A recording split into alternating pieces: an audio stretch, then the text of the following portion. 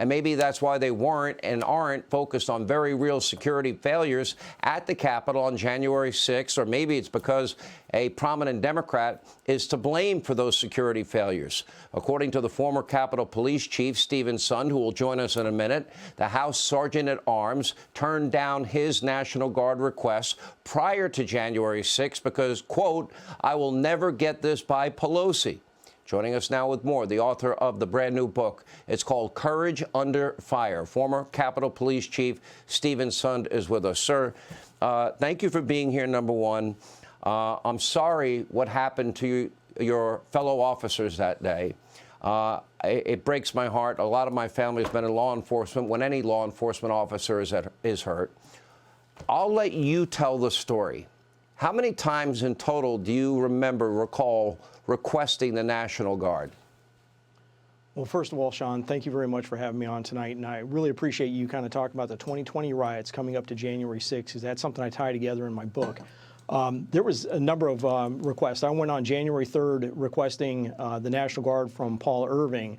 That was the first request for the National Guard. I then went to Mike Stinger, who's the Senate Sergeant at Arms. Now, Paul Irving is politically appointed by Speaker Pelosi. He initially, when I asked for the National Guard on January 3rd, which was a Sunday, it was the first day of the new Congress, he said specifically, quote, "I don't like the optics." And besides, the intelligence didn't support it. His concern for the optics, I believe, goes back to Pelosi's decision or statement that she referred to federal agents and National Guard on the streets of America as stormtroopers. And I think she just didn't want the look of stormtroopers up on the Hill. And then come January 6th. And I think what your viewers don't realize is the restrictions I have as the chief of police. I'm one of the only chiefs in the United States. I am the only chief in the United States that has a federal law, a law passed by members of Congress, that prevents me from calling in any federal resources either in advance, like I tried to do on January 3rd, or even while I'm under attack without going and getting the politically appointed Sergeant at Arms approval. So at 12:53, we're attacked on the west front of the Capitol. I'm watching my officers getting brutally beaten. I pick up the phone at 12:55. I call MPD for assistance. They're our partner agency right next door. And then at 12:58, I call Paul Irving, Speaker Pelosi's appointee to the Capitol Police Board, and tell him it's really bad on the west front. Can I interrupt you? Isn't Yes, the Speaker of the House in charge of security at the Capitol? So you have the politically appointed Capitol Police Board that's put in place by, you have the Sergeant at Arms that's put in place by Pelosi, you have the Senate Sergeant at Arms that's put in place by the Senate leadership, and then you have the architect of the Capitol that's put in place by the President. So you have 3 voting members. I'm a non-voting member. I'm the only non-politically appointed non-voting member, and that's kind of how the security oversight works. But it was Paul Irving who immediately said, I'm going to run it up the chain. I'll never forget that, run it up the chain. His chain of command ends at Speaker Pelosi. And I had to wait 71 minutes to finally get an approval at 2:09 p.m.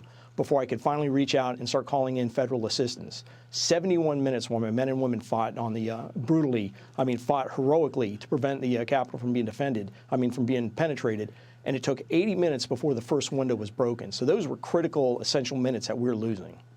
Let me go back a little bit, and it was a number of days out of January 6th, and the issue of the National Guard first came up, and you had not seen enough intelligence that convinced you that you would need the Guard at that time. Within a day or two later, correct me if my timeline is wrong, my understanding is that new intelligence came in that alarmed you to such a degree that you felt they would absolutely need the Guard, we would need other law enforcement help for the Capitol Police. Is that the timeline? Is that an accurate timeline? No, that's actually not how it played out. So January 3rd, the morning of January 3rd, I went over to see Paul Irving at 9:34 a.m. in the morning to request the National Guard. The final intelligence assessment didn't come out to the evening of January 3rd. It was pretty much reviewed maybe on the 4th. But you got to understand, that intelligence assessment didn't even indicate the level of threat that we now know existed.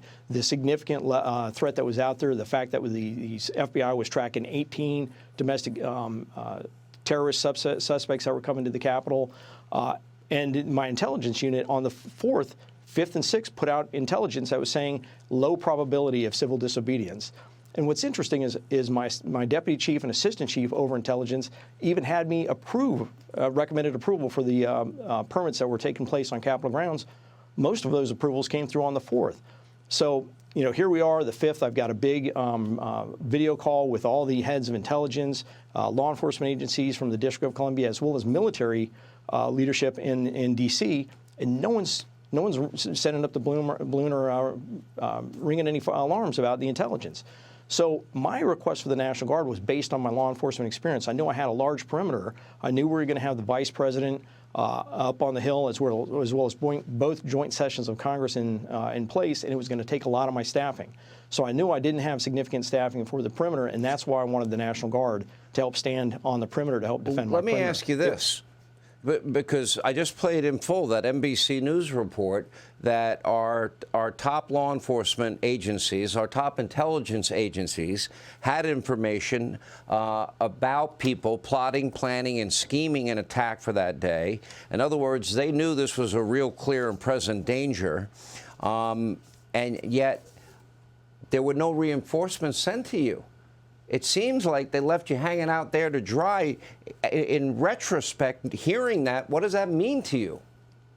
Well, I find that very concerning. I mean, having done many events, I mean, I've handled numerous inaugurations, numerous NSSEs. I've never seen intelligence handled this way before, and for events with far lesser threat streams. Usually the FBI would do a briefing, a joint intelligence bulletin, would call and do a conference call even. None of that occurred. Now we're finding out DHS, failed to share information, but my own intelligence unit didn't put some of the significant intelligence that I now know they had into their final assessment. There's a lot of things that could have been done. I was just going to say to better prepare us. Yeah. What did you think of the mayor declining calling up the Guard under any circumstances until she said it was okay? By that point, it was way too late. Well, I find that concerning. I find concerning the memorandum that's put in place restricting any National Guard from carrying any civil disobedience equipment. But I think the mayor's letter goes hand in hand with what Speaker Pelosi didn't want to see the stormtroopers out on the streets. So it really tied our hands that day. And, looking back at the way you started into this, talking about the January 6th committee, what people need to realize is the restrictions I had as the chief. And ask yourself why the January 6th committee never requested that I come and publicly testify. Think about that. I'm the chief of the Capitol Police. To have me come down and publicly testify before the January 6th committee, because I think they were concerned. It would begin to show what went on the 6th, what went on the days leading up to the 6th, and what was the involvement of political leadership and their appointees. Wow. Well, this is a story that should have been highlighted, and frankly, we should have more security measures in place immediately. That should be a top priority. You agree with that last part? I have to run. I absolutely agree, sir. Hey, Sean Hannity here. Hey, click here to subscribe to Fox News YouTube page and catch our hottest interviews and most compelling analysis. You will not get it anywhere else.